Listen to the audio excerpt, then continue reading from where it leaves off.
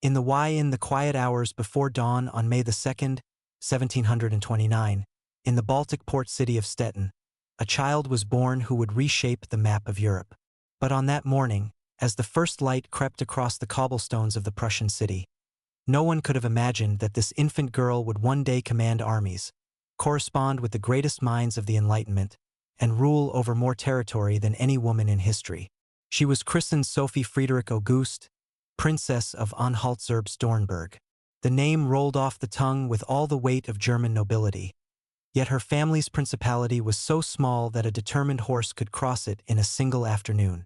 Her father, Christian August, served as a Prussian general, a competent military man with modest ambitions and an even more modest income. Her mother, Johanna Elizabeth, was a woman of sharp intelligence and sharper social ambitions, always conscious that their family stood at the very edges of European significance. The castle where Sophie spent her earliest years was more manor house than palace, its rooms warmed by porcelain stoves that clicked and whispered through the long Baltic winters. She learned to walk on floors of polished oak that creaked familiar lullabies, and she learned to speak in the soft, measured tones that marked the minor German nobility, careful never to presume too much, always aware of their place in the vast hierarchy of European courts. From her earliest memories, Sophie was a child who watched and remembered. While other children played with dolls, she would sit quietly in corners during her mother's social gatherings, absorbing the complex dance of court politics.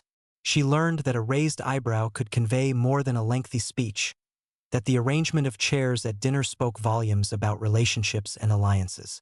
Her governess, Babette Cardel, was a French Huguenot refugee who filled the child's mind with stories of Versailles and the wider world beyond their small provincial court.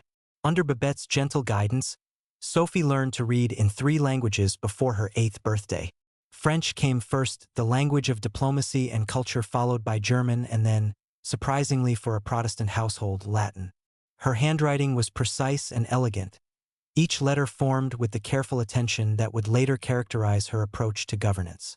She read voraciously fairy tales from the Brothers Grimm, moral philosophy adapted for children, and geography books that opened her imagination to distant lands with exotic names. The turning point in young Sophie's education came when she encountered the works of the French philosophers. Though she could barely understand their complex arguments, the rhythm and passion of their prose stirred something deep within her. Voltaire's wit, Montesquieu's systematic thinking about government, and Diderot's encyclopedic curiosity would become the foundation of her intellectual development. Even as a child of 10, she seemed to sense that ideas were more powerful than armies, that the proper arrangement of thoughts could reshape the world more completely than the conquest of territories.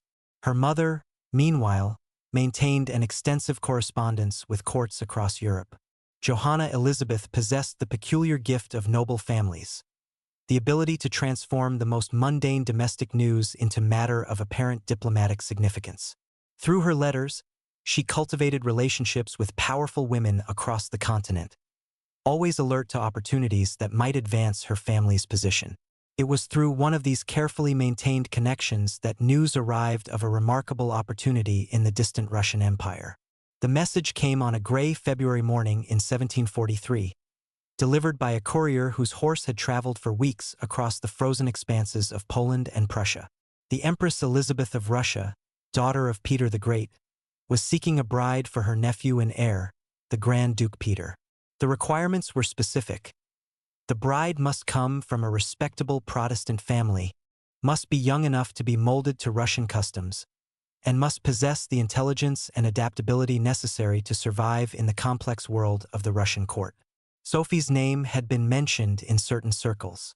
Her mother's cousin had married into the Holstein-Gottorp family, the same family from which the Grand Duke Peter descended. It was a distant connection, but in the intricate genealogical web of European nobility, distant connections often proved more valuable than close blood relationships. More importantly, the Russian Empress had received favorable reports about Sophie's intelligence and character.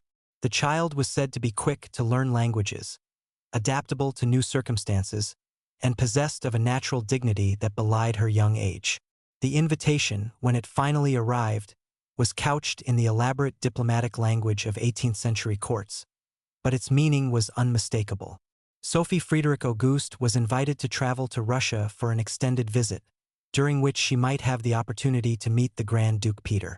The implications hung in the air like incense in a cathedral, unspoken but understood by everyone in the household. For weeks, the castle buzzed with preparation. Seamstresses worked day and night to create a wardrobe suitable for the Russian court, though no one quite knew what that might entail. Sophie's education was intensified, with particular attention to Orthodox Christian theology and Russian history. She studied maps of the vast empire that stretched from the Baltic Sea to the Pacific Ocean, memorizing the names of cities she had never imagined: Moscow, Kiev, Kazan, and the great northern capital of St. Petersburg that Peter the Great had built on the marshes of the Neva River. The journey began on a crisp January morning in 1744.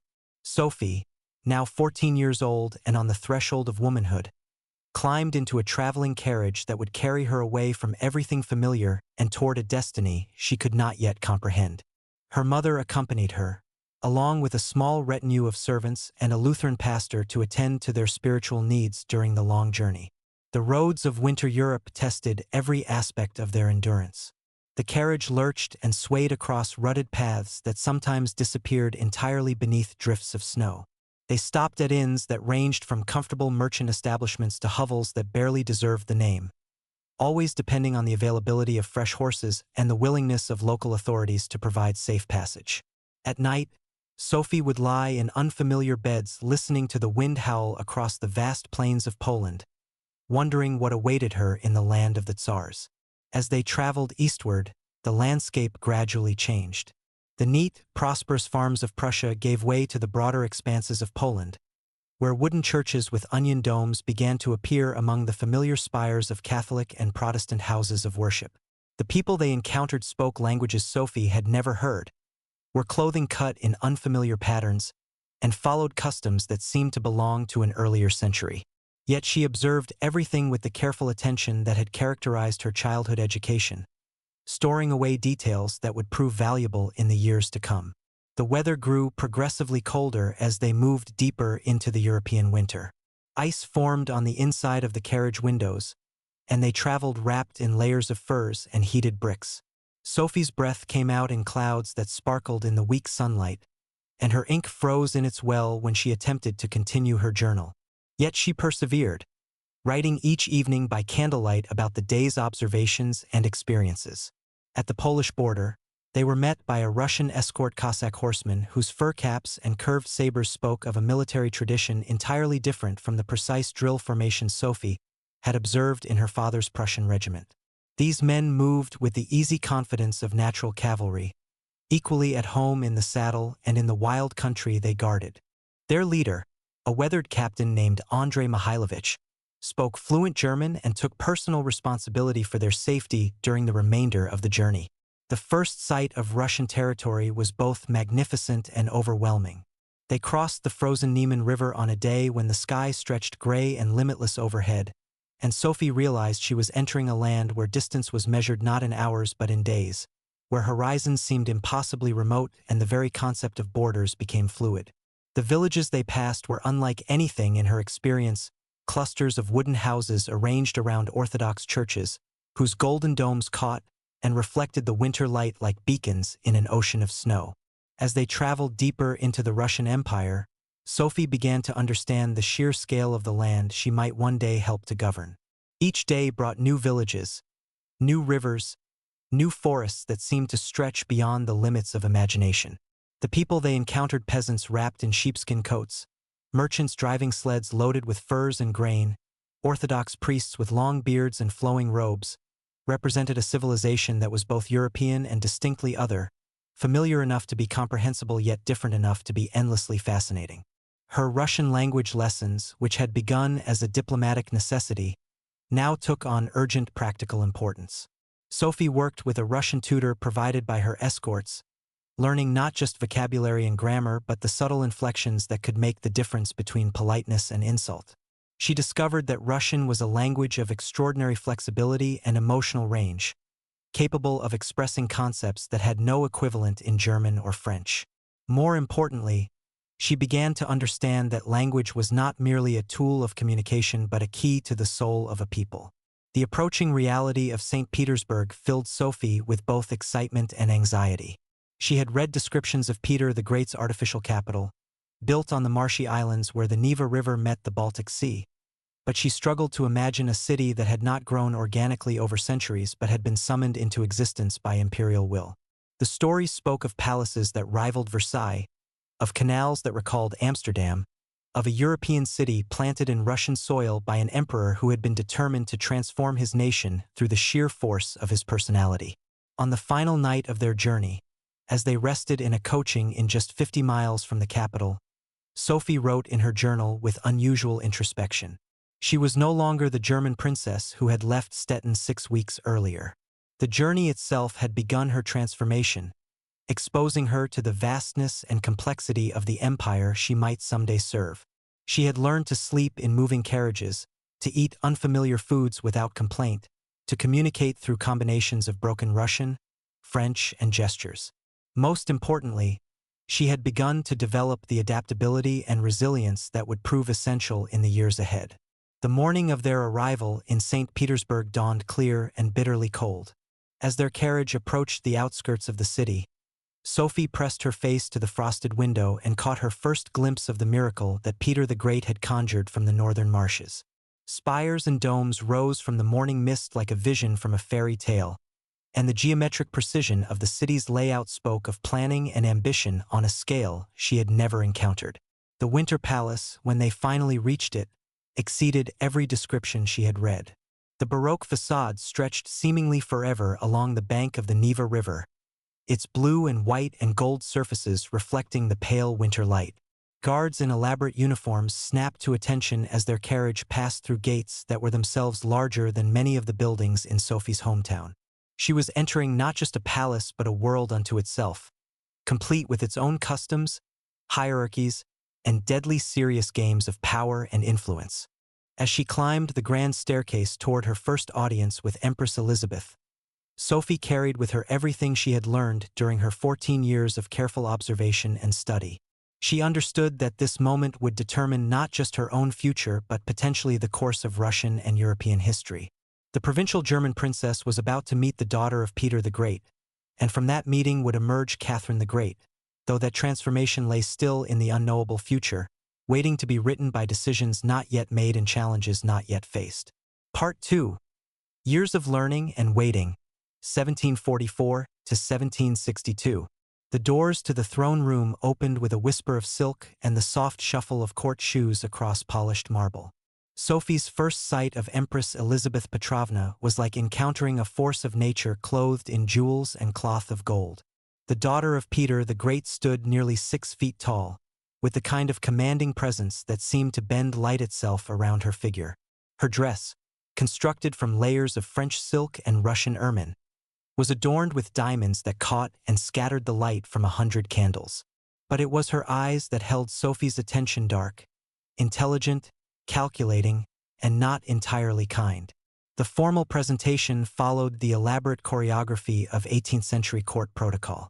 Sophie approached the throne in measured steps, her mother beside her, both conscious that every gesture was being observed and evaluated by dozens of courtiers whose own positions depended on their ability to read imperial favor. When she reached the prescribed distance, Sophie executed the deep curtsy she had practiced countless times during the long journey, holding the position until the Empress spoke the words that granted her permission to rise.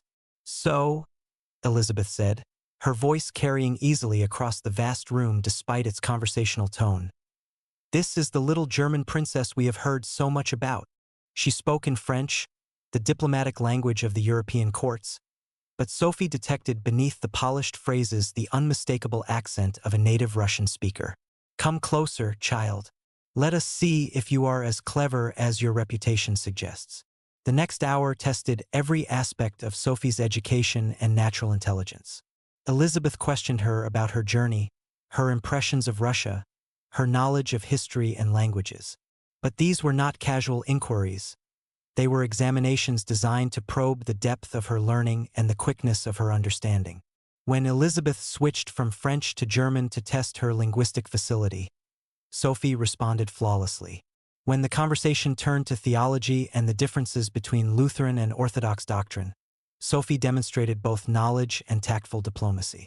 Most importantly, when Elizabeth asked about her willingness to embrace the Orthodox faith, Sophie gave the answer that had been carefully prepared during her journey. She would be honored to receive instruction in the true faith of the Russian people, and she trusted that God would guide her understanding toward the path of righteousness. It was a response that satisfied religious requirements while revealing nothing of her own inner thoughts on the matter. The Grand Duke Peter, when Sophie finally met him, proved to be something of a disappointment after the magnificent impression created by his aunt. 3 years older than Sophie, he was a thin, nervous young man who seemed more interested in toy soldiers than in statecraft. His conversation jumped erratically from military drill formations to gossip about various European courts, and he displayed an alarming tendency to praise Frederick the Great of Prussia, Russia's traditional enemy, with almost worshipful enthusiasm.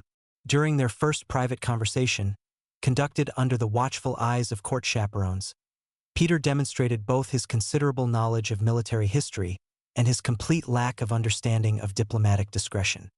He critiqued Russian military tactics with the casual expertise of someone who had never faced enemy fire, and he spoke admiringly of Prussian efficiency in terms that made several Russian officers exchange meaningful glances.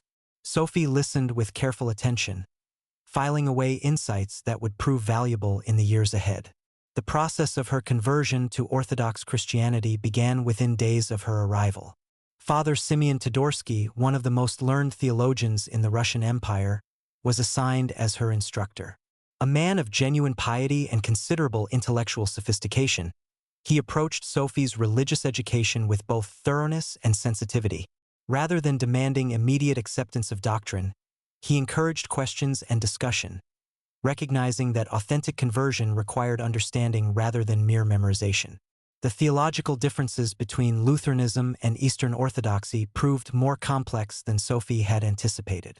The Lutheran emphasis on individual faith and scriptural authority contrasted sharply with Orthodox traditions of communal worship and ecclesiastical hierarchy. The role of icons in Orthodox spirituality, the different understanding of the Trinity, and the elaborate liturgical practices all required careful study and gradual acceptance. But Sophie approached her religious instruction with the same systematic intelligence she had brought to her earlier education. She learned Church Slavonic, the liturgical language of Russian Orthodoxy, with enough fluency to follow the divine service. She studied the lives of Orthodox saints, the history of the Eastern Church, and the theological works of the Church Fathers. More importantly, she began to understand that Orthodoxy was not merely a religious system but a fundamental component of Russian cultural identity. Her baptism into the Orthodox faith took place on June 28, 1744, in a ceremony that was both profoundly personal and intensely political. The cathedral was filled with representatives of the highest levels of Russian society. All gathered to witness the transformation of Sophie Friedrich August into Yekaterina Alexeyevna, Catherine, daughter of Russia. As the holy chrism was applied to her forehead and the priest intoned the ancient prayers, Sophie felt the weight of her new identity settling around her like an invisible cloak. The wedding ceremony, held the following day, was an even more magnificent affair. The Cathedral of the Assumption in the Moscow Kremlin, the traditional setting for royal weddings since the time of Ivan the Great, had been decorated with thousands of candles and flowers brought from the imperial greenhouses. Catherine wore a gown of silver brocade that had required months to complete, its surface embroidered with pearls and precious stones in patterns that told the story of Russian imperial glory. The Orthodox wedding ceremony itself was an ancient ritual that had bound Russian royal couples for centuries. Catherine and Peter stood beneath golden crowns held above their heads by court officials, while the priest led them 3 times around the altar, symbolizing their eternal union. The complexity of the liturgy, the clouds of incense, and the haunting beauty of the choral responses created an atmosphere of mystical solemnity that seemed to transport the participants beyond the ordinary world of court politics and dynastic calculation. But even as she spoke the vows that bound her legally and spiritually to Peter, Catherine was beginning to understand the true nature of her situation. The marriage was a political alliance rather than a romantic union, and her primary responsibility was to provide the imperial dynasty with an heir. Peter's interests lay elsewhere in his toy soldiers, his admiration for Prussia, and his growing collection of military uniforms from various European armies. The early months of their marriage established patterns that would persist for the next 18 years. Peter spent his days drilling servants dressed as soldiers, reading German military manuals, and corresponding with Prussian officers who shared his enthusiasm for Frederick the Great's tactical innovations. Catherine, meanwhile, embarked on a systematic program of self-education that would transform her from a provincial German princess into one of the most sophisticated intellectual figures of her age. Her reading during these years was both voracious and purposeful. She worked her way through the complete works of Voltaire, whose wit and criticism of religious and political authority opened new ways of thinking about governance and human nature. Montesquieu's Spirit of the Laws provided a framework for understanding how different forms of government arose from different social and geographical conditions. Diderot and D'Alembert's Encyclopédie offered a systematic survey of human knowledge that reflected the Enlightenment belief in reason and progress. But Catherine's intellectual development was not limited to French philosophy. She read Tacitus and Plutarch for their insights into political leadership, Blackstone for his analysis of English common law, and Beccaria for his revolutionary ideas about criminal justice and punishment. She studied Russian history with particular attention to the reigns of Peter the Great and Elizabeth, seeking to understand the forces that had shaped the empire she might someday govern. Her command of the Russian language, which had begun as a diplomatic necessity, evolved into genuine fluency and appreciation for the richness of Russian literature and culture. She could read the chronicles of ancient Russian history in their original Church Slavonic, and she developed a particular fondness for Russian folk poetry, which she felt captured something essential about the Russian spirit that was absent from the formal literature of the court. The birth of her son Paul in 1754 marked both the fulfillment of her dynastic obligations and the beginning of a new and painful chapter in her personal life. Empress Elizabeth immediately claimed the infant as her own ward, removing him from Catherine's care and supervision under the traditional royal practice of separating heirs from their parents to prevent the development of competing loyalties. Catherine was permitted to see her son only during formal visits, always in the presence of the Empress or her appointed guardians. This separation from her child created a wound that never entirely healed, but it also freed Catherine to focus her energies on activities that would prove crucial to her future success. She began to cultivate relationships with key figures in the Russian nobility, the military, and the church. These were not casual friendships but carefully developed alliances based on mutual respect and shared interests. Her salon became a gathering place for some of the most intelligent and influential people in the Russian Empire. Military officers like Grigory Orlov and his brothers brought news from the ongoing 7 Years' War and insights into the mood of the army. Diplomats and administrators shared their knowledge of European politics and domestic governance. Scholars and writers contributed their understanding of philosophy, literature, and science. Through these relationships, Catherine began to develop a comprehensive understanding of the Russian Empire's strengths and weaknesses. She learned about the chronic financial problems that plagued the government, the inefficiency of the provincial administration, and the growing discontent among various social groups. She also discovered the enormous untapped potential of the empire, its vast natural resources, its talented but underutilized population, and its strategic position between Europe and Asia. The 7 Years' War, which began in 1756 and would continue until 1763, provided Catherine with a masterclass in European diplomacy and military strategy.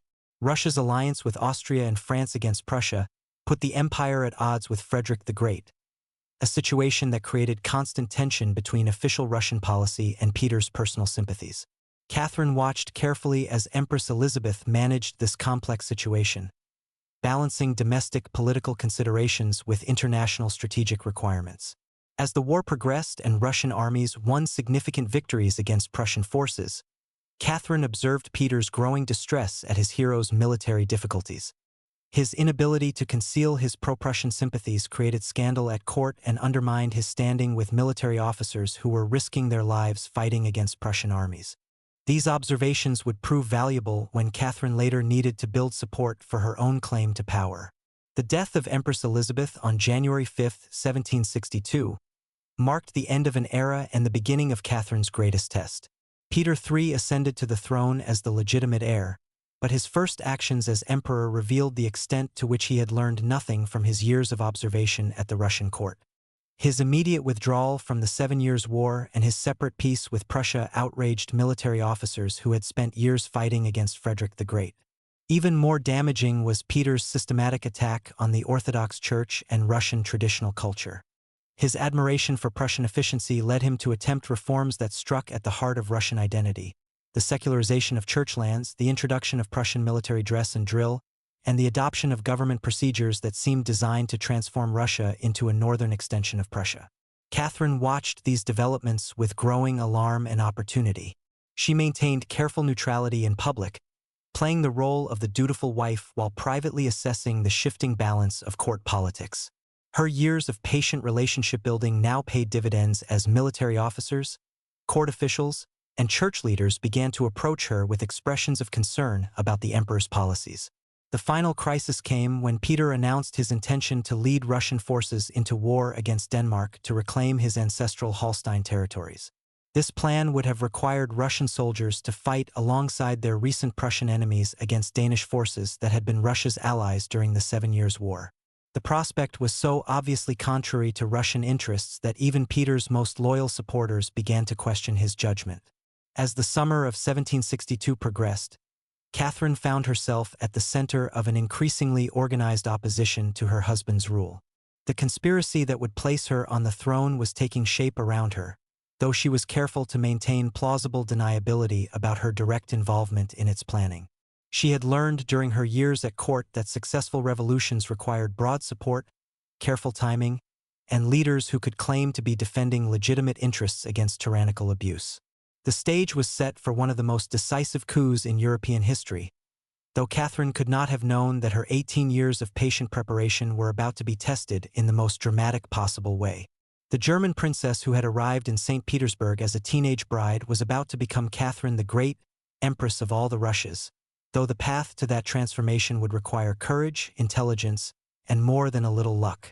The morning of June 28, 1762, the 18th anniversary of her conversion to Orthodox Christianity, would change everything.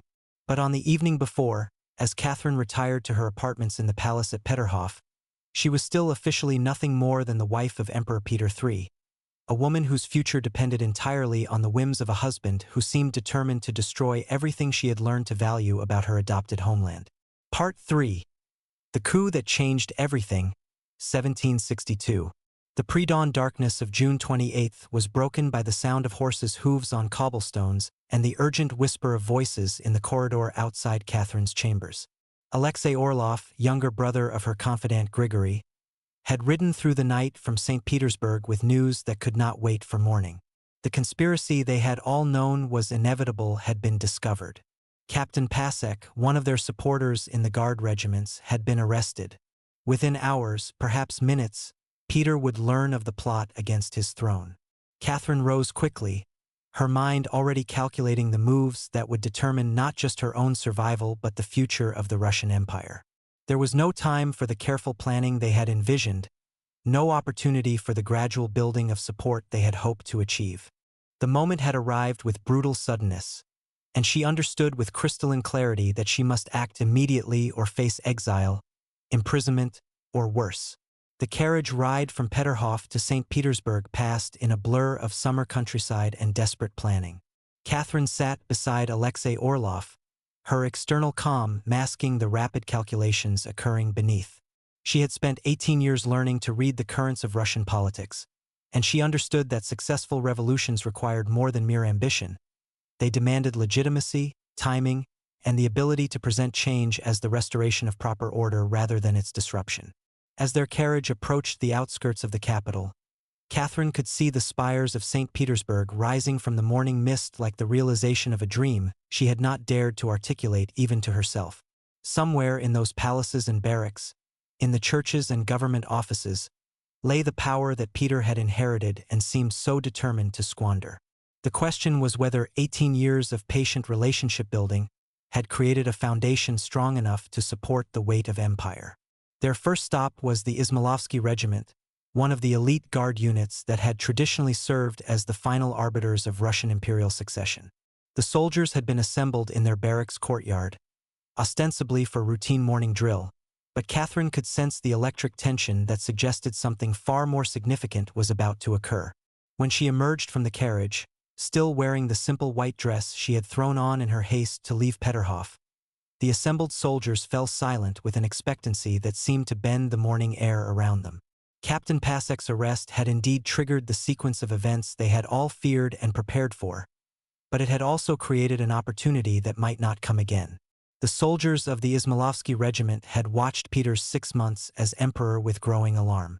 His Prussian sympathies, his attacks on Orthodox tradition, and his apparent contempt for Russian military culture had created a reservoir of resentment that Catherine could either tap or watch drain away in futile grumbling.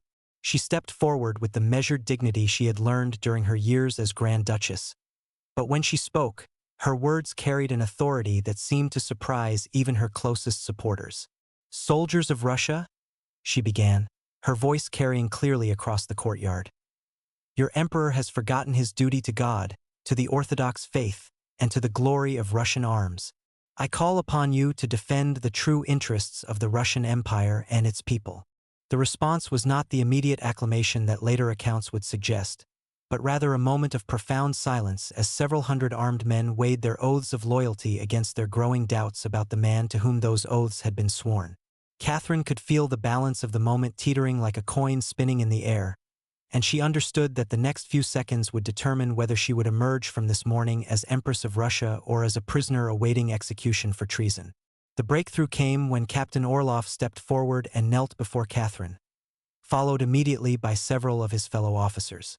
"Long live the Empress Catherine," he called out, and the phrase was taken up first by dozens, then by hundreds of voices until the courtyard echoed with acclamation that could be heard for blocks in every direction. Catherine had become Empress of all the Russias not through inheritance or marriage, but through the active choice of the military forces that constituted the ultimate source of political power in 18th-century Russia. The next few hours unfolded with a speed that would have seemed impossible during the careful maneuvering of ordinary court politics. Word of Catherine's proclamation spread through St. Petersburg like wildfire, carried by messengers on horseback and by the growing crowds of soldiers and civilians who attached themselves to her impromptu procession. The Preobrazhensky regiment joined the movement at the Summer Palace, followed by the Horse Guards and finally by the Semenovsky regiment, until Catherine found herself at the head of a military force that included virtually every significant unit stationed in the capital. But soldiers alone could not legitimize a revolution, and Catherine understood that she needed the sanction of institutions that commanded broader respect than military force. The procession made its way to the Kazan Cathedral, where Archbishop Gavril Petrov awaited with the ceremonial elements necessary for a formal coronation. The Orthodox Church, which Peter had threatened with secularization and subordination to state control, now provided the religious authority that transformed military rebellion into legitimate succession. The cathedral ceremony was necessarily abbreviated, lacking the elaborate ritual that would characterize Catherine's formal coronation later that year, but it accomplished the essential purpose of demonstrating ecclesiastical support for the new regime. As Archbishop Gavril placed the crown on Catherine's head and administered the oath that bound her to defend Orthodox Christianity and Russian tradition, the assembled congregation responded with prayers and hymns that had sanctified Russian rulers since the time of Ivan the Great. Meanwhile, at the palace of Oranienbaum, Emperor Peter III was experiencing what may have been the most bewildering day of his life.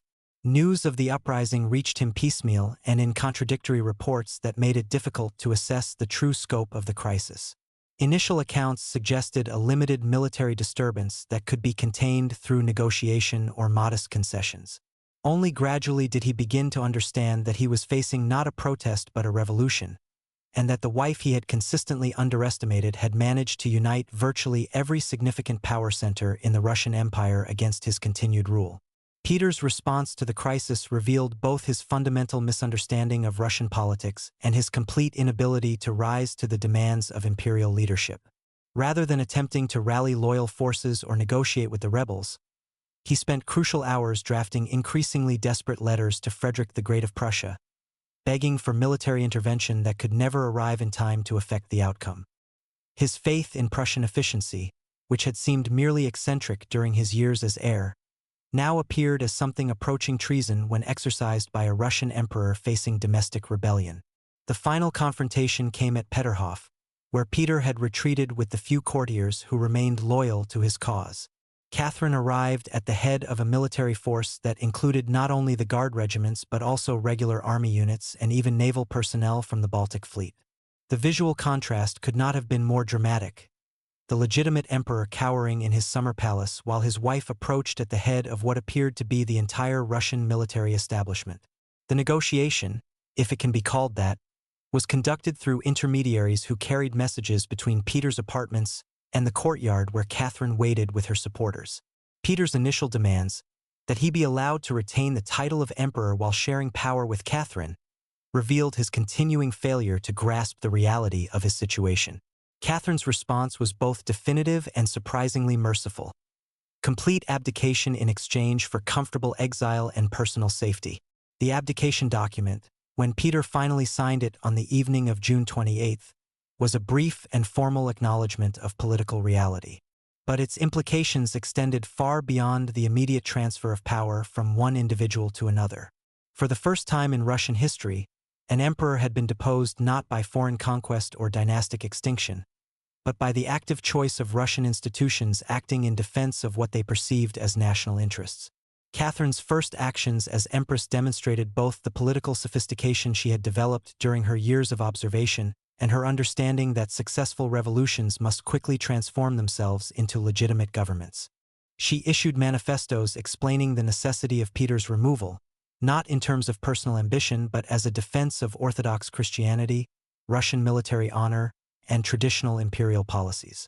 She confirmed existing appointments and privileges, signaling continuity rather than revolutionary change.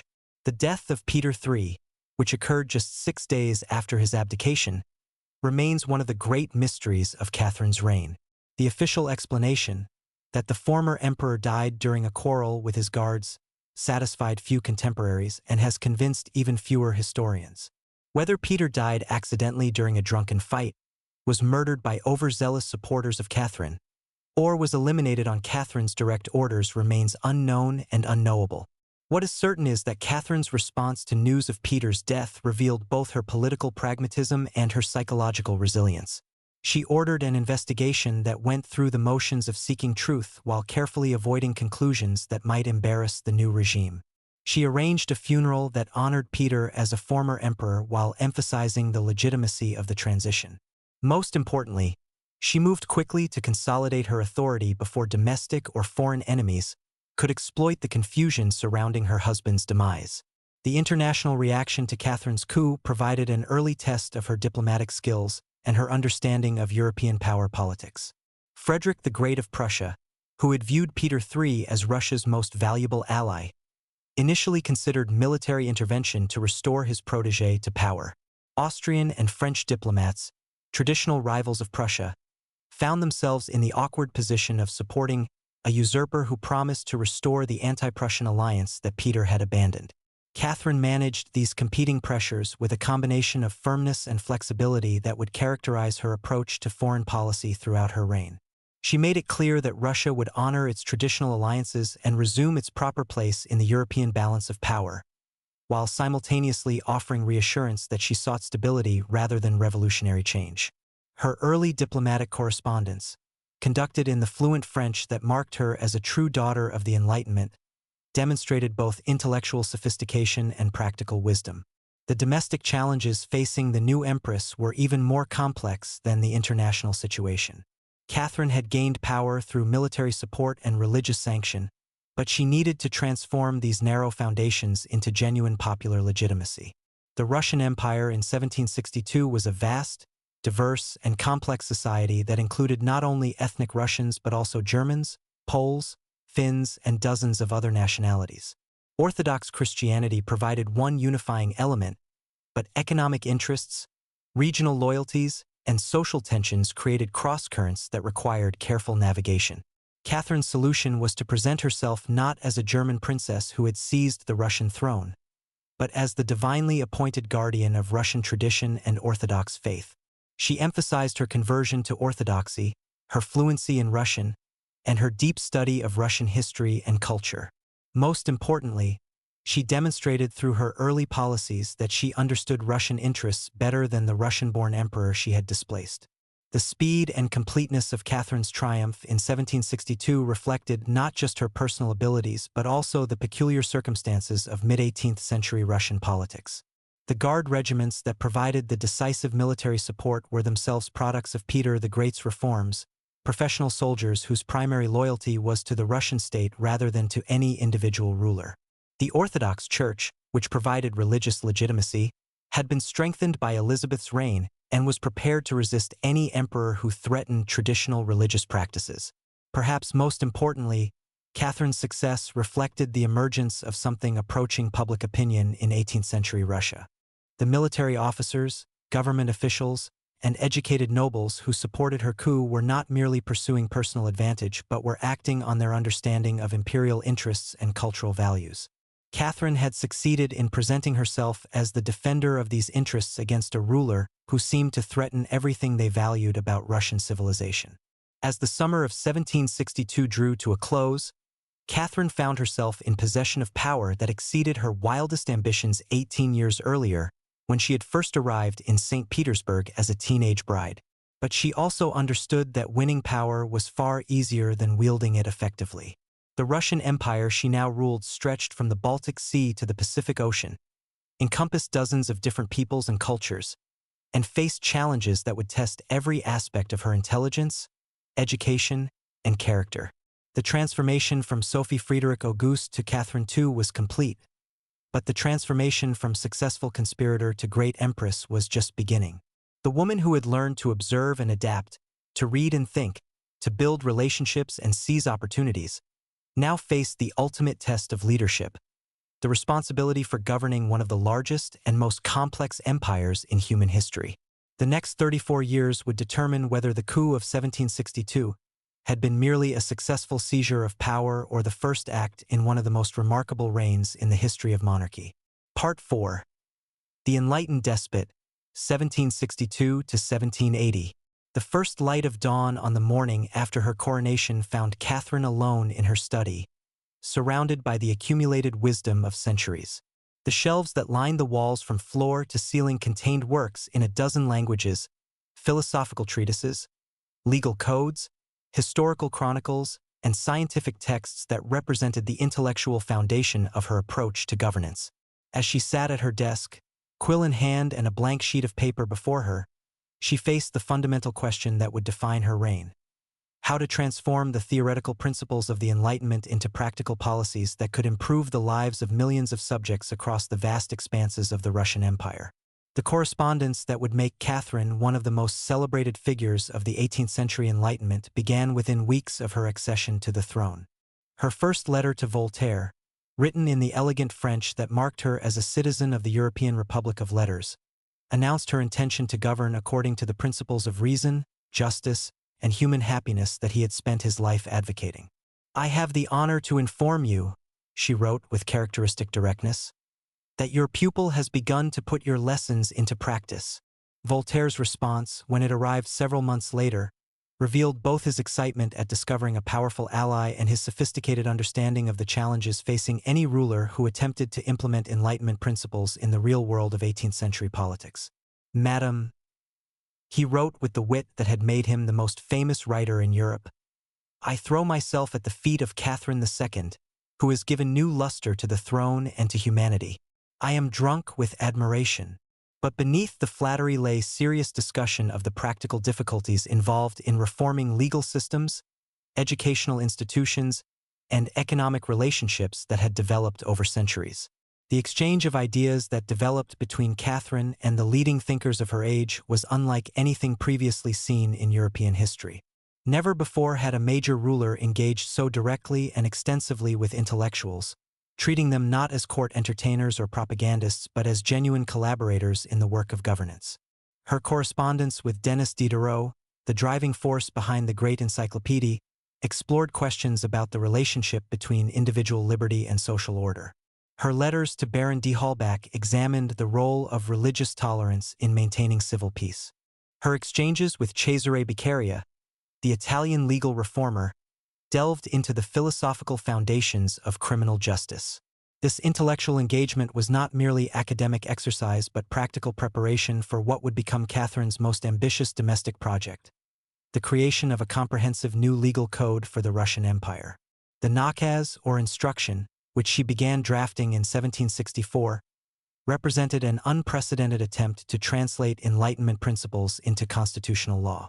Working primarily at night in her private study, Catherine produced a document that incorporated ideas from Montesquieu's Spirit of the Laws, Beccaриa's treatise on criminal justice, and the legal traditions of several European nations. The instruction consisted of 655 articles that addressed every aspect of governance, from the fundamental principles of legislation to the practical details of court procedure.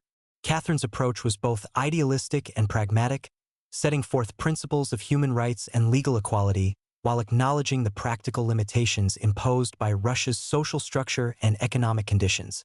The laws, she wrote in Article 6, should be written in simple language and should be understood by all. Article 123 declared that torture is contrary to all the dictates of nature and reason, making Russia one of the first European states to condemn judicial torture in its fundamental law.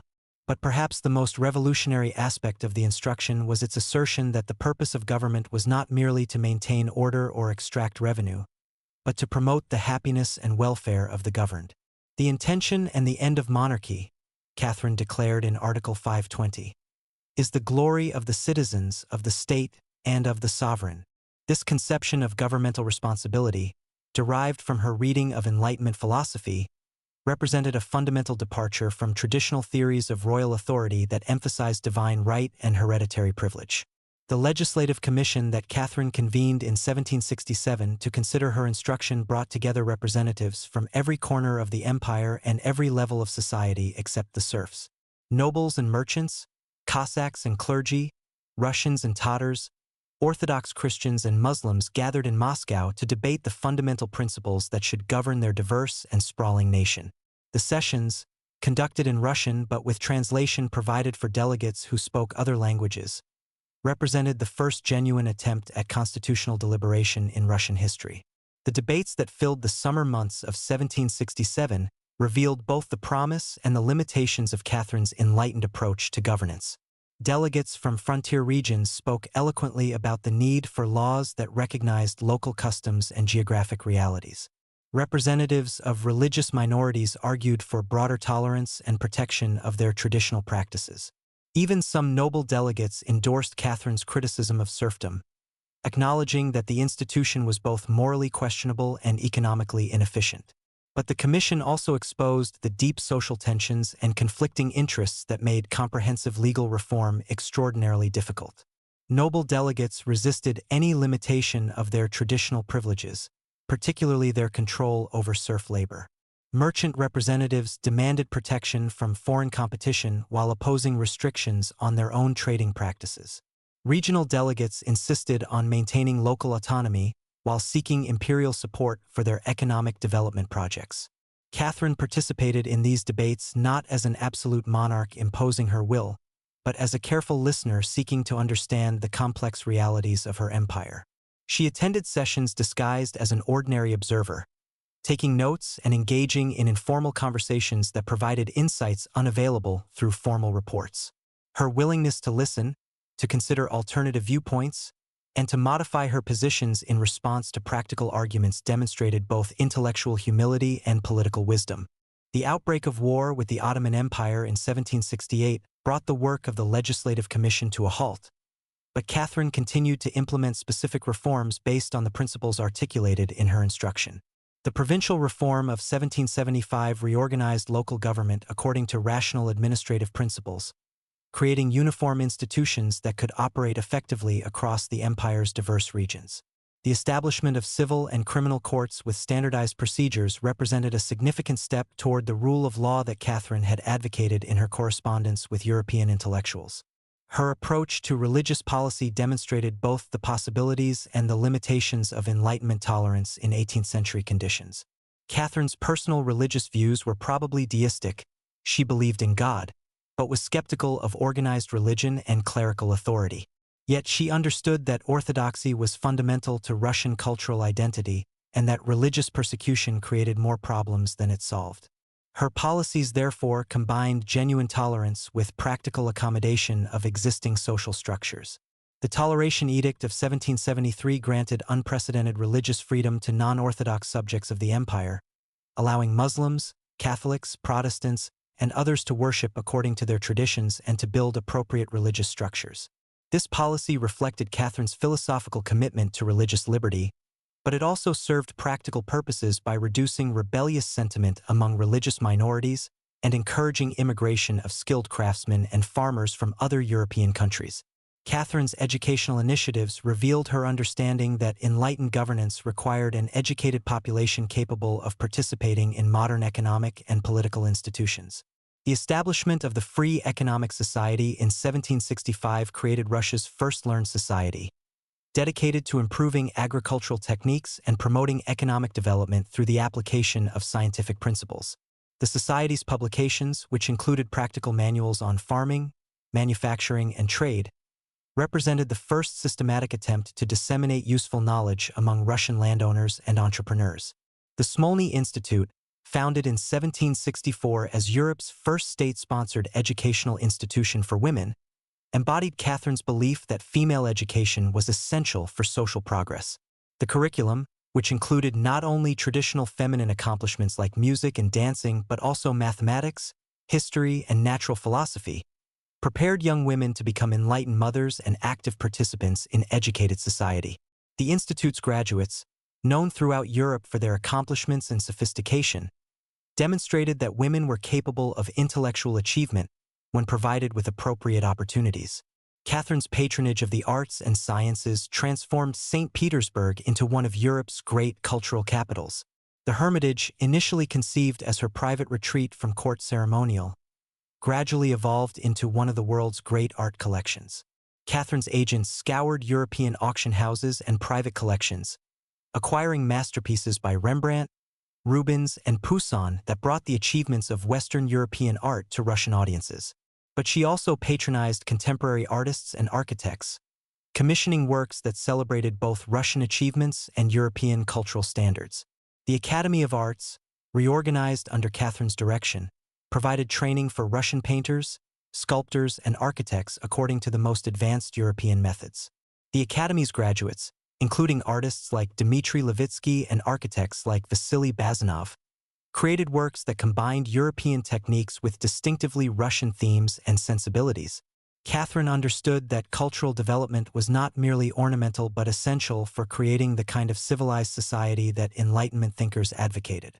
Her support for scientific research and exploration reflected her belief that knowledge was the foundation of progress and prosperity. The expeditions she sponsored to Siberia and Alaska expanded geographical knowledge while seeking resources that could contribute to imperial wealth. The Academy of Sciences, which she generously funded and carefully supervised, attracted scholars from across Europe who conducted research in mathematics, astronomy, natural history, and medicine. Catherine herself participated in scientific experiments, most notably serving as one of the first people in Russia to receive smallpox inoculation, demonstrating her commitment to medical progress despite personal risk.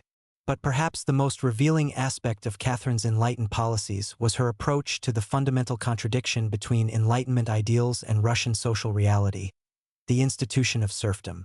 Catherine's private writings reveal her genuine moral objections to human bondage, which she considered degrading to both masters and serfs. Her correspondence with Voltaire included passionate denunciations of slavery in all its forms, and her instruction contained articles that implicitly criticized the legal foundations of serfdom. Yet Catherine never seriously attempted to abolish serfdom, understanding that such a radical reform would destroy the social coalition that supported her rule and potentially provoke the kind of revolutionary upheaval that would sweep France a generation later. Instead, she pursued indirect approaches, encouraging voluntary manumission, regulating the treatment of serfs, and gradually expanding the rights of other social groups. This pragmatic approach disappointed Enlightenment intellectuals who had hoped for more dramatic reforms, but it reflected Catherine's realistic assessment of what was politically possible in 18th-century Russia. The Pugachev Rebellion, which erupted in 1773 and raged for nearly 2 years across the southeastern frontier, provided a sobering reminder of the social tensions that enlightened reforms could not easily resolve. Emelian Pugachev, a Cossack who claimed to be the miraculously surviving Peter III, attracted support from serfs, religious minorities, and frontier peoples who felt threatened by Catherine's modernization policies. The rebellion's brutal suppression, which required deployment of regular army units and resulted in thousands of deaths, revealed the limits of enlightened governance when faced with fundamental social conflicts. Catherine's response to the Pugachev rebellion demonstrated both her political realism and her continued commitment to reform within practical constraints. Rather than abandoning her enlightened principles, she redoubled her efforts to improve local administration, expand educational opportunities, and promote economic development that might address the underlying causes of popular discontent. But she also recognized that successful reform required maintaining the support of the noble elite whose cooperation was essential for effective governance. The Charter to the Nobility, issued in 1785, represented Catherine's attempt to balance Enlightenment ideals with Russian political realities. The Charter confirmed and expanded noble privileges while also defining noble obligations and establishing legal protections that limited arbitrary government action. This approach reflected Catherine's understanding that sustainable reform required creating institutions that served elite interests while gradually extending similar protections to other social groups. Her urban reforms, embodied in the Charter to the Towns of 1785, applied similar principles to the growing merchant and artisan classes. These reforms created uniform municipal institutions, expanded economic opportunities, and provided legal protections that encouraged commercial development. Catherine understood that economic modernization required a prosperous and secure middle class that could serve as a bridge between the noble elite and the mass of the population. By 1780, after nearly 2 decades on the throne, Catherine had created a distinctive form of enlightened absolutism that combined philosophical sophistication with practical effectiveness. Her domestic policies had modernized Russian institutions while preserving social stability. Her cultural patronage had transformed Russian intellectual life while maintaining connections to European civilization. Her administrative reforms had improved governmental efficiency while respecting regional diversity and local traditions. The correspondence that had begun with expressions of mutual admiration between Catherine and the philosophers of the Enlightenment had evolved into a complex dialogue about the possibilities and limitations of rational reform in a world shaped by history, geography, and human nature. Catherine had proven that it was possible to be both an absolute monarch and a genuine intellectual, both a defender of traditional authority and an advocate of progressive change. But even as she celebrated these achievements, Catherine understood that her greatest challenges lay ahead. The wars that would establish Russia as a major European power, the territorial expansion that would fulfill Peter the Great's vision of Russian greatness, and the complex personal relationships that would sustain her through decades of lonely responsibility. All of this awaited a woman who had already transformed herself from a provincial German princess into one of the most remarkable rulers in European history. Part 5. Wars and Expansion, 1768 to 1792. The winter morning when Catherine first received reports of Ottoman troop movements along the Dniester River marked the beginning of a quarter-century of warfare that would fundamentally alter the balance of power in Eastern Europe and establish Russia as one of the continent's great military powers. Standing in her study at the Winter Palace, wrapped in a fur-lined robe against the Petersburg cold, she studied the maps that showed the vast southern frontier where Russian and Ottoman interests had clashed for generations.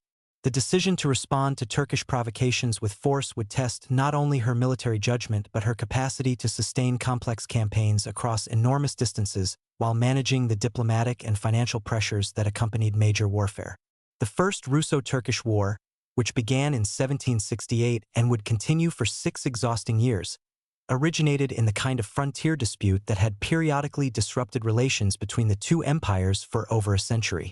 Ottoman forces had pursued Polish Confederates into Russian territory, providing Catherine with the legal justification she needed for military action.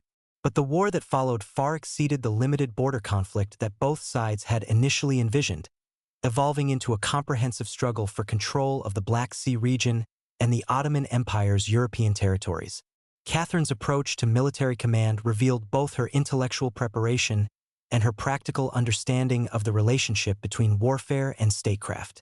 Rather than attempting to direct tactical operations from St. Petersburg, she selected capable commanders and provided them with clear strategic objectives while allowing them considerable freedom in achieving those goals. Her choice of Count Pyotr Rumiantsev as field commander proved particularly astute. This experienced officer combined innovative tactical thinking with the kind of systematic approach to logistics and supply that enabled sustained operations in the difficult terrain of the southern frontier. Rumiantsev's campaigns against the Ottoman Empire revolutionized Russian military tactics and established principles that would guide the empire's armies for generations.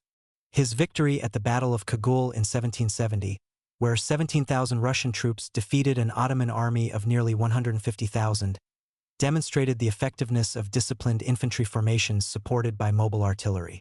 The battle became a textbook example of how superior training and coordination could overcome numerical disadvantage, and its psychological impact extended far beyond its immediate military consequences. The naval dimension of the war provided Catherine with her most dramatic early success when a Russian fleet, having sailed from the Baltic around Western Europe, decisively defeated the Ottoman navy at the Battle of Chezem in 1770. The victory, achieved through the innovative use of fireships and coordinated squadron tactics, established Russian naval presence in the eastern Mediterranean for the first time in history. Catherine's response to news of the victory revealed both her strategic vision and her understanding of the propaganda value of military success. She commissioned commemorative medals, ordered public celebrations, and ensured that accounts of the battle reached every European court. But it was the systematic reduction of Ottoman fortresses along the northern shore of the Black Sea that provided the most lasting military and political benefits. The capture of Azov, Taganrog, and Kerch gave Russia control of key strategic positions, while demonstrating the empire's capacity for sustained siege warfare.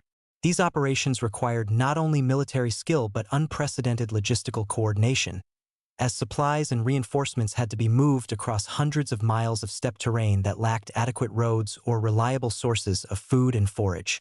Catherine's personal involvement in the management of these campaigns extended far beyond the ceremonial role traditionally assigned to monarchs during wartime. She maintained detailed correspondence with her field commanders, offering strategic advice while carefully avoiding interference with tactical decisions. Her letters to Rumiantsev combined expressions of imperial confidence with practical suggestions about supply arrangements, diplomatic opportunities, and coordination with allied forces. This hands-on approach to military administration reflected both her intellectual engagement with strategic problems and her understanding that successful warfare required effective integration of military, diplomatic, and economic resources. The Treaty of Kukuk-Kanarka, signed in 1774, represented one of the most significant diplomatic achievements in Russian history. The treaty's provisions extended Russian influence deep into Ottoman territory while establishing legal foundations for future expansion. Russia gained direct access to the Black Sea through control of key ports and fortresses, while the Ottoman Empire's recognition of Russian rights to protect Orthodox Christians within Ottoman territory provided justification for future intervention. Most importantly, from Catherine's perspective, the treaty established Russia as a legitimate participant in European power politics rather than merely a regional power confined to Eastern European affairs. The annexation of Crimea in 1783 represented the logical culmination of the strategic position Russia had achieved through the First Russo-Turkish War.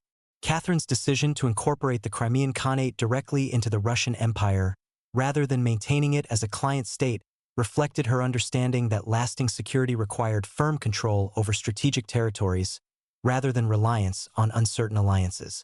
The operation itself was conducted with remarkable skill by Grigory Potemkin, whose combination of diplomatic finesse and military preparation enabled the annexation to proceed without significant resistance from either the Crimean Tatars or their Ottoman suzerains. Potemkin's role in Catherine's military and territorial expansion extended far beyond his nominal position as a regional governor. Their relationship, which combined personal intimacy with professional collaboration, created one of the most effective partnerships in the history of statecraft. Potemkin possessed the kind of visionary imagination that complemented Catherine's systematic intelligence, while his experience with frontier conditions provided practical knowledge that proved invaluable in planning and executing complex military operations. The transformation of the newly annexed southern territories into productive provinces of the Russian Empire required administrative and economic innovations that demonstrated Catherine's understanding of the relationship between military conquest and lasting political integration. New cities were founded according to rational planning principles, with Kherson, Nikolaev, and Sebastopol serving as naval bases and commercial centers that could support both military operations and peaceful economic development. The recruitment of colonists from various parts of Europe, including Germans, Greeks, and Bulgarians, created diverse populations that contributed different skills and cultural traditions to the development of the region. Catherine's famous journey to Crimea in 1787 represented both a personal triumph and a sophisticated exercise in imperial propaganda. The carefully orchestrated progress through the newly conquered territories, complete with specially constructed facilities and elaborately staged demonstrations of prosperity and loyalty, was designed to impress both Russian subjects and foreign observers with the empire's achievements in integrating and developing its southern acquisitions.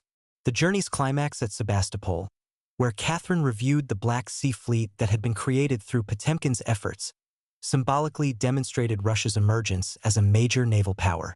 But the international reaction to Catherine's southern expansion revealed the limits of diplomatic success and the continuing challenges of European power politics. The Ottoman Empire, supported by Great Britain and Prussia, viewed Russian expansion as a fundamental threat to the balance of power in southeastern Europe. The resulting diplomatic crisis led directly to the Second Russo-Turkish War, which began in 1787 and would prove even more demanding than the first conflict. The Second Russo-Turkish War tested every aspect of Catherine's military and diplomatic capabilities. Ottoman forces, reinforced by military advisors from Western Europe and equipped with modern artillery, proved more formidable opponents than in the previous conflict. The Siege of Ochakov, which lasted for 6 months and cost thousands of Russian casualties, demonstrated that the empire's military advantages could not guarantee easy victories against determined and well-prepared enemies. The emergence of Alexander Suvorov as Russia's most gifted military commander provided Catherine with the tactical genius necessary to achieve decisive victory in the Second Turkish War. Suvorov's innovative approach to warfare, which emphasized speed, surprise, and aggressive offensive action, proved ideally suited to conditions in the Ottoman theater. His victories at Kinban, Foksani, and Rymnik established his reputation as one of Europe's greatest generals while providing Catherine with the military successes necessary to maintain domestic support for the war effort.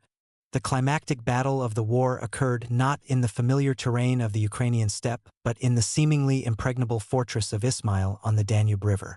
Suvorov's assault on this massive fortification in December 1790 required not only tactical brilliance but extraordinary courage from Russian soldiers who faced some of the most difficult conditions in military history. The victory, achieved through coordinated attacks that overcame seemingly insurmountable obstacles, established Suvorov's legend while demonstrating Russia's capacity for military operations that exceeded anything previously attempted by European armies. Catherine's management of the complex diplomatic situation created by the Second Russo-Turkish War revealed her maturation as a European stateswoman. The war occurred during a period of revolutionary upheaval in Western Europe that created both opportunities and dangers for Russian policy. While revolutionary France distracted traditional opponents like Austria and Prussia, it also raised fundamental questions about the legitimacy of monarchical authority that threatened the foundations of Catherine's own power. The Treaty of Jassy, concluded in 1792, confirmed Russia's gains from both Turkish wars while establishing a framework for future relations between the two empires. Russian control of the northern shore of the Black Sea was definitively confirmed, while the Ottoman Empire's acceptance of Russian mediation in its relations with other European powers demonstrated the extent to which the balance of power had shifted in Russia's favor. From Catherine's perspective, the treaty represented the achievement of strategic objectives that had guided Russian policy since the time of Peter the Great. But the most complex and controversial aspect of Catherine's territorial expansion involved her participation in the partitions of Poland. The Polish-Lithuanian Commonwealth, once one of Europe's largest and most powerful states, had been weakened by internal divisions and constitutional paralysis that made effective governance increasingly difficult.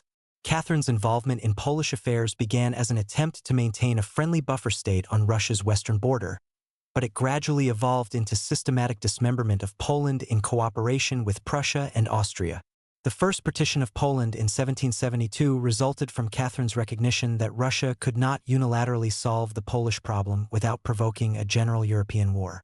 By coordinating with Frederick the Great of Prussia and Maria Theresa of Austria, She was able to secure substantial territorial gains while maintaining the diplomatic balance necessary for continued expansion in the south.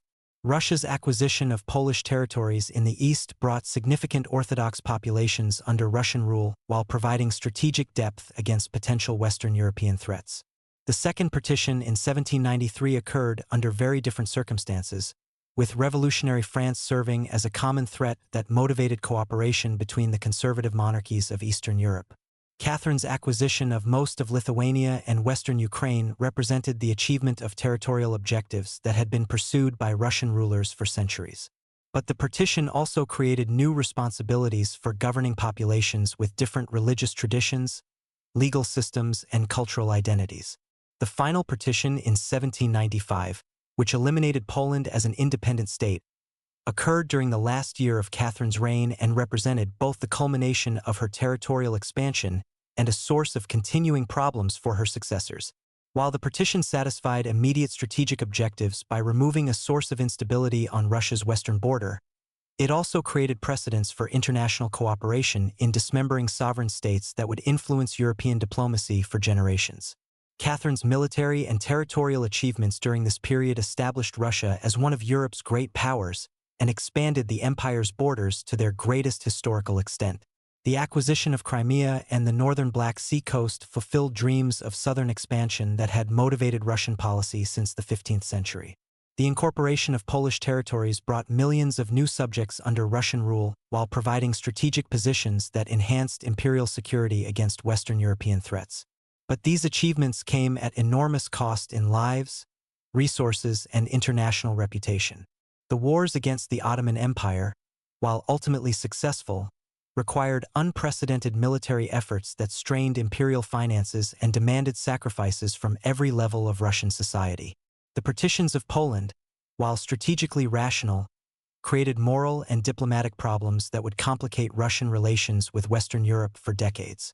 Catherine's personal transformation during these years of warfare and expansion revealed both her capacity for growth under pressure and her ability to balance competing demands and responsibilities. The intellectual princess who had corresponded with Voltaire about abstract principles of governance had become a practical stateswoman capable of managing complex military campaigns while maintaining domestic stability and international respectability. Her correspondence during these years revealed a leader who had learned to make difficult decisions quickly while accepting responsibility for their consequences. The human costs of Catherine's military triumphs were never far from her consciousness, though they rarely appeared in her public pronouncements or diplomatic correspondence. Her private letters revealed genuine sorrow at the casualties suffered in major battles, combined with determination to ensure that these sacrifices served lasting purposes rather than merely temporary advantage. This tension between personal sympathy and political necessity would characterize her approach to governance throughout her reign. As the century's final decade began, Catherine could survey territorial achievements that exceeded those of any Russian ruler since Ivan the Terrible. The empire now stretched from the Baltic to the Black Sea, from the borders of Prussia to the Pacific Ocean. Russian armies had proven their effectiveness against European opponents, while Russian diplomats had established the empire's position as a major participant in continental power politics. But with these achievements came new responsibilities and challenges that would test her leadership during the final years of her remarkable reign. Part 6. Love, Relationships, and Court Life. Behind the public magnificence of imperial ceremonies and the calculated brilliance of diplomatic correspondence lay the private world of a woman who had learned to navigate the treacherous waters of absolute power while maintaining her essential humanity. Catherine's personal relationships with lovers who were also political allies, with children she could rarely claim as her own, with courtiers whose loyalty was always conditional, revealed both her capacity for genuine emotional connection and her understanding that even intimate relationships must serve the broader purposes of imperial governance. The evening light filtering through the tall windows of Catherine's private apartments cast long shadows across rooms that served as both sanctuary and stage for some of the most complex personal dramas in European history. Here, away from the formal protocol of court ceremony, she could momentarily set aside the elaborate persona of Catherine the Great and reveal glimpses of the woman who still remembered her origins as Sophie of Anhalt-Zerbst. Yet even these private moments were shaped by the inescapable reality that an empress could never entirely separate personal desires from political necessity. Her relationship with Grigory Orlov had begun in the fevered atmosphere of conspiracy that preceded her coup against Peter III, but it evolved during the early years of her reign into something approaching genuine partnership. Orlov, 11 years younger than Catherine and possessed of the kind of physical courage that had made him a hero during the 7 Years' War, brought to their relationship not only passionate devotion but also practical political intelligence. His brothers Alexei and Fyodor had been instrumental in organizing the military support that brought Catherine to power, and their continued loyalty provided a foundation of security during the vulnerable early years of her reign.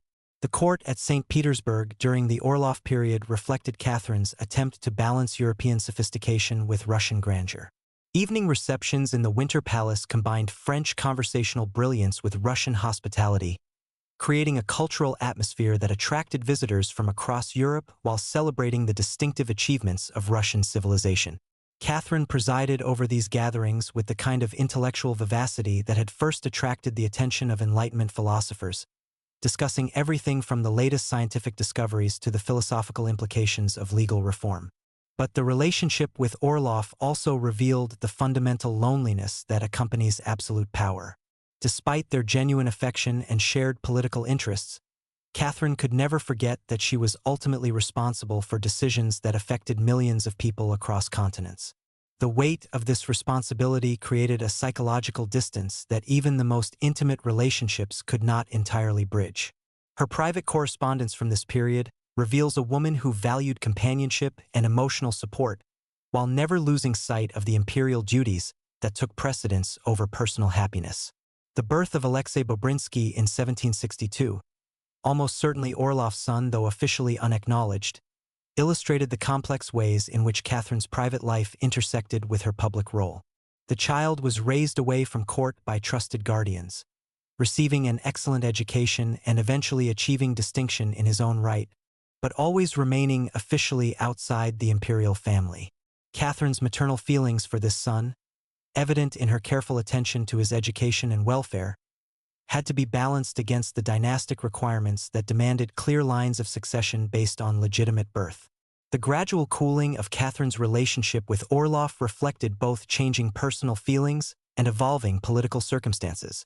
As her confidence as an empress grew, she needed advisors who could match her intellectual development and strategic vision rather than simply providing emotional support and physical protection. The transition away from Orlov was managed with characteristic tact, involving his appointment to increasingly prestigious but distant positions that allowed both parties to preserve their dignity while acknowledging that their intimate relationship had run its course. The entrance of Grigory Potemkin into Catherine's life in 1774 marked the beginning of the most significant personal and political partnership of her reign. Potemkin possessed a combination of intellectual brilliance, administrative genius, and romantic passion that had never before appeared in a single individual at the Russian court. His letters to Catherine, written in a mixture of tender endearments and strategic analysis, revealed a mind capable of moving seamlessly between intimate personal concerns and complex questions of imperial policy. Their relationship, which may have included a secret marriage ceremony, transcended conventional categories of romance, friendship, or political alliance. Potemkin understood Catherine's vision for Russian expansion and development with an intuitive comprehension that enabled him to translate her strategic concepts into practical achievements. His management of the southern territories, his creation of the Black Sea Fleet, and his diplomatic initiatives with the Ottoman Empire were not merely competent administration but creative extensions of Catherine's imperial imagination. The unique character of their partnership was evident in the remarkable correspondence they maintained even when separated by the demands of military campaigns or administrative duties. Catherine's letters to Potemkin combined expressions of tender affection with detailed discussions of policy questions, revealing a relationship in which personal and political intimacy were inextricably intertwined. "My beloved friend," she would write, "your letter about the fortress construction made me weep with joy, knowing that you understand not only my heart, but also my dreams for Russia's future." Potemkin's physical appearance, he was exceptionally tall, had lost an eye in his youth, and possessed an almost hypnotic personal magnetism, made him a commanding presence at court ceremonies and diplomatic receptions. His elaborate costumes, which often incorporated elements from various cultural traditions within the Russian Empire, reflected both his theatrical sensibilities and his understanding that imperial spectacles served important political functions. Foreign ambassadors reported being simultaneously impressed and intimidated by this figure, who seemed to embody both the exotic mystery and the cultivated sophistication of Catherine's Russia. But their relationship also generated considerable tension and jealousy among other court figures who found their access to imperial favor limited by Potemkin's overwhelming influence. Catherine's management of these competing claims on her attention required diplomatic skills as complex as those she employed in international negotiations. She learned to balance Potemkin's unique position with the need to maintain broader coalitions of support among the nobility, military leadership, and administrative hierarchy. The question of Potemkin's ultimate loyalty, whether his primary allegiance was to Catherine personally or to his own vision of Russian greatness, remained a source of subtle tension throughout their relationship. His independent initiatives, particularly in foreign policy, sometimes exceeded his formal authority and created diplomatic complications that Catherine had to resolve through her own interventions. Yet these same qualities of imagination and initiative made him uniquely valuable as an executor of policies that required both strategic vision and tactical flexibility. Catherine's other significant relationships during this period reflected her evolving understanding of how personal connections could serve imperial purposes while providing the emotional sustenance necessary for effective leadership. Alexander Lanskoy, who became her acknowledged favorite after Potemkin's marriage to her niece in 1783, represented a different kind of companionship, younger, less politically ambitious, and devoted to Catherine with the kind of uncomplicated loyalty that provided respite from the complex calculations of court politics. Lanskoy's intellectual interests, particularly his enthusiasm for art and literature, complemented Catherine's cultural patronage while giving their relationship a foundation beyond physical attraction or political utility. Their shared appreciation for poetry and philosophy created opportunities for the kind of intimate conversation that Catherine had always valued, but could rarely enjoy with figures whose primary interests lay in military glory or administrative advancement. His tragic early death in 1784 caused Catherine genuine grief that was evident to court observers and reflected in her private writings.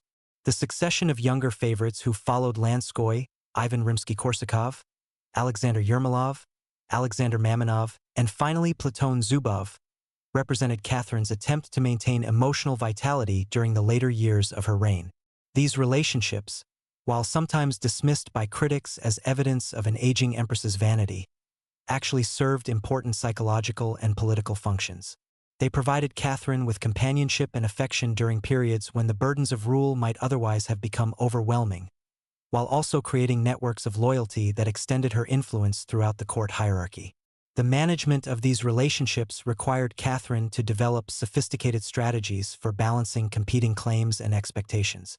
Each favorite brought his own family connections, regional loyalties, and personal ambitions that had to be accommodated within the broader framework of imperial governance. Catherine's ability to maintain the devoted service of discarded favorites while establishing productive relationships with their successors demonstrated diplomatic skills that rivaled her achievements in international affairs. The court culture that emerged during Catherine's reign reflected her understanding that imperial magnificence served not merely ceremonial purposes but crucial functions in maintaining domestic stability and international prestige. The elaborate balls and theatrical performances that filled the Winter Palace calendar created opportunities for displaying Russian wealth and sophistication to foreign diplomats, while providing members of the nobility with compelling reasons to maintain their allegiance to the imperial system. Catherine's personal participation in these festivities revealed both her natural sociability and her calculated understanding of royal theater. She was an accomplished dancer who could perform the complex choreography of 18th-century court dances with grace and apparent pleasure. Her conversation, conducted in flawless French but peppered with Russian expressions and references, demonstrated her multicultural sophistication while affirming her adopted nationality. Her elaborate costumes, designed by the finest European craftsmen but incorporating distinctively Russian elements, served as visual statements about the cultural synthesis she was attempting to achieve. The daily routine of court life during Catherine's reign combined traditional Russian ceremonial with innovations borrowed from other European courts. Morning audiences allowed subjects from every level of society to present petitions and receive imperial recognition, maintaining the ancient Russian tradition of direct access to royal authority. Afternoon receptions provided opportunities for more informal interaction with court society, while evening entertainments ranged from intimate musical performances to elaborate masked balls that might include hundreds of guests. Catherine's approach to motherhood revealed perhaps most clearly the complex intersection between personal feelings and imperial responsibilities that characterized every aspect of her life. Her separation from her son Paul, mandated by Elizabeth and continued as a matter of state policy, created a wound that influenced her relationships with all her subsequent children. The emotional distance between Catherine and Paul, maintained throughout her reign despite occasional attempts at reconciliation, reflected not maternal indifference but her understanding that successful rule required preventing the kind of dynastic conflicts that had plagued previous reigns. Her relationship with her grandchildren, particularly Alexander and Constantine, provided opportunities for expressing maternal feelings that had been suppressed during Paul's upbringing. Catherine took personal responsibility for their education, designing curricula that combined traditional royal training with Enlightenment principles about human development. Her letters to their tutors revealed detailed attention to their progress and genuine concern for their psychological well-being, as well as their preparation for future responsibilities.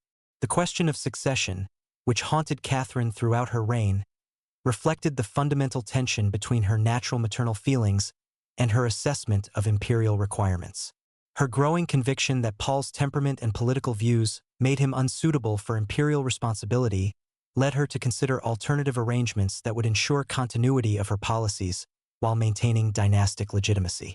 The unfinished testament found after her death suggested plans for bypassing Paul in favor of his son Alexander, though the incomplete nature of these documents left their legal significance unclear. Catherine's management of her extended family, including relatives from her German origins, connections acquired through marriage, and the complex network of relationships created by her favorites, required diplomatic skills that rivaled those employed in managing international alliances. She maintained correspondence with German relatives who provided useful intelligence about European court politics while carefully limiting their influence on Russian affairs. Her treatment of her daughter-in-law Maria Fyodorovna revealed both genuine affection and calculated political judgment in creating relationships that served imperial interests while acknowledging personal feelings. The private apartments where Catherine conducted much of this complex personal diplomacy reflected both her sophisticated tastes and her understanding of domestic environment as an extension of imperial authority.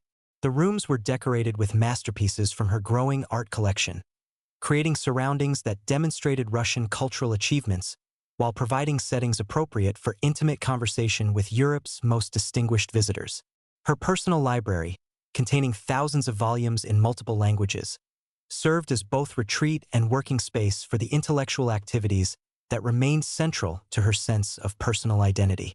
As Catherine entered the final decade of her reign, the patterns of personal relationship and court culture she had established provided stability and continuance that enabled her to focus on the complex challenges of governing an expanding empire while maintaining the cultural and intellectual activities that had made her reign a defining period in European civilization. The woman who had learned to balance private feelings with public responsibilities, personal desires with imperial necessities, had created frameworks for governance that transcended individual relationships while acknowledging the fundamentally human dimensions of political power. Part 7. The Final Years and Legacy, 1792 to 1796. The thunder that rolled across Europe from revolutionary France reached the Winter Palace as both distant warning and immediate challenge to everything Catherine had spent 30 years building. The execution of Louis XVI in January 1793 sent shockwaves through every European court, but nowhere were the implications more complex than in Russia, where an enlightened despot who had corresponded with Voltaire now faced the consequences of Enlightenment ideas taken to their logical extremes. Catherine, approaching her 64th birthday, found herself defending not just her own authority but the entire concept of monarchical government against revolutionary forces that claimed to speak in the name of reason and human rights. The French Revolution forced Catherine to confront the fundamental contradictions that had always existed within her approach to governance. The philosophical principles she had championed, religious tolerance, legal equality, individual rights, were being invoked by revolutionaries to justify the overthrow of legitimate authority and the destruction of traditional social bonds.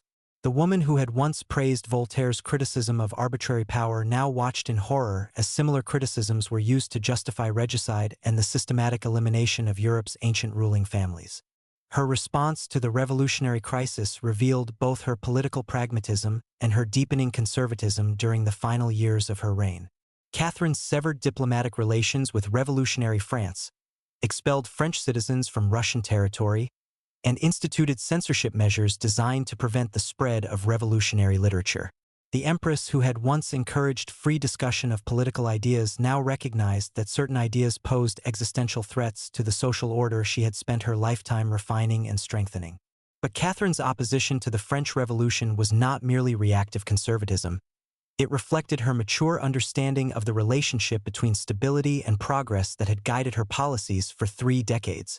She had learned through experience that meaningful reform required strong institutions and gradual change rather than revolutionary upheaval and systematic destruction of existing structures. The chaos and violence that characterized revolutionary France confirmed her belief that enlightened absolutism offered a better path toward human improvement than democratic revolution.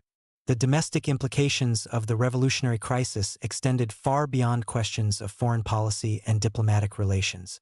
Catherine recognized that revolutionary ideas posed particular dangers in a multinational empire where various ethnic and religious groups might be tempted to invoke revolutionary principles in pursuit of independence or autonomy.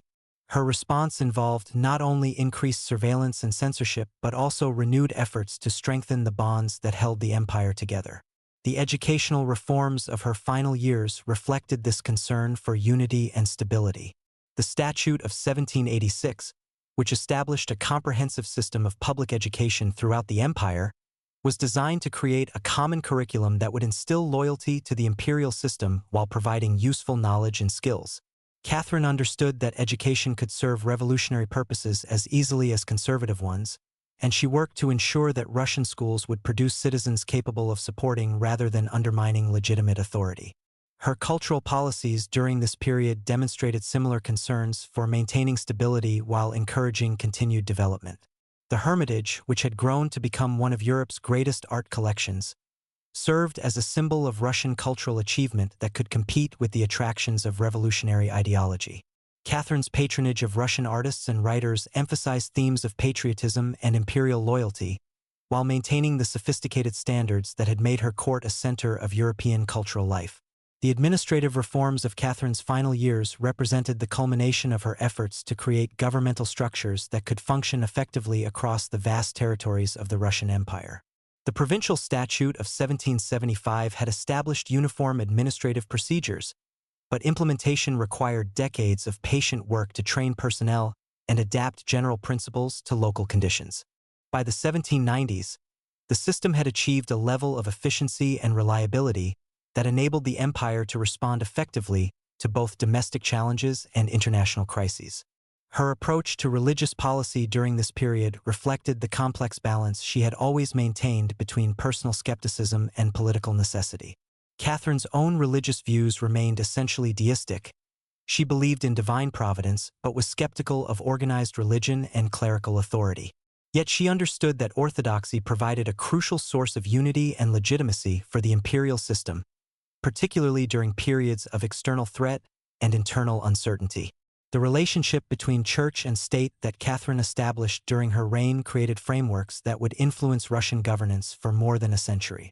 By confirming the church's traditional privileges while asserting state control over ecclesiastical appointments and policies, she created a system that preserved religious authority while ensuring that it served imperial purposes. This approach enabled the Orthodox Church to function as a pillar of imperial stability while preventing it from developing independent political power that might challenge secular authority. Catherine's economic policies during the 1790s reflected her understanding that financial stability was essential for maintaining domestic order and international influence. The costs of the Turkish wars had strained imperial finances, while the disruption of European trade caused by revolutionary warfare created additional economic pressures. Her response involved a combination of fiscal restraint, administrative efficiency, and strategic investment in productive activities that could generate long-term revenue growth. The development of manufacturing industries during this period reflected Catherine's recognition that Russia needed to reduce its dependence on imports while creating employment opportunities for growing urban populations.